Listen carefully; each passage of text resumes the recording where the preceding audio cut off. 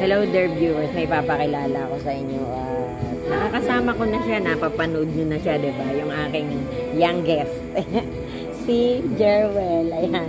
Siya po ay singer-songwriter. Tsaka yung sinasabi nyo, kino-comment nyo na talaga, singer, opo. Singer siya, songwriter. Tatanungin natin.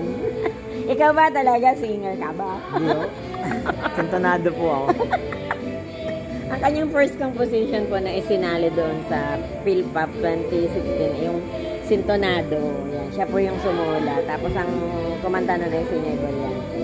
Siya po ang aking youngest. Yan. Mahala lang sa akin. Mas magaling kumanta si Mima.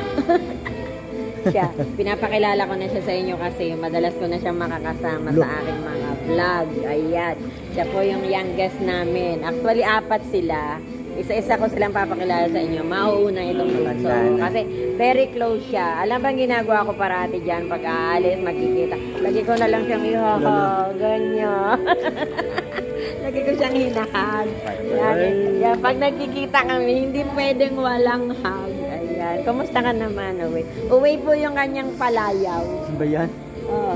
Kumusta ka naman, Uwe? Hindi naman. Kumusta naman ang ating mga singing career? Wala na. Tapos na. Nagwo-work po kasi siya. Kailangan magbayad ng bills. Nandito siya sa Los Baños. Ayan. Minsan-minsan dinadalaw namin yan. Okay, so happy ka naman sa buhay mo ngayon. Yeah. Wow, yeah. Ganyan lang po talaga sila. Lagi silang jolly. Tapos lahat ng anak ko marunong pong kumanta talaga lahat. Mana kay mami. Natikman ko ulit yung masarap na luto ni Mima. Hindi kayo naniniwala. Marunong naman ako magluto.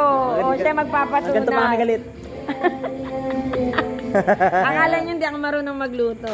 Marunong ako. Okay, away, thank you for the short natin, jam to this morning. Good morning. Ay, kilala niyo na siya. Bye. Thank you.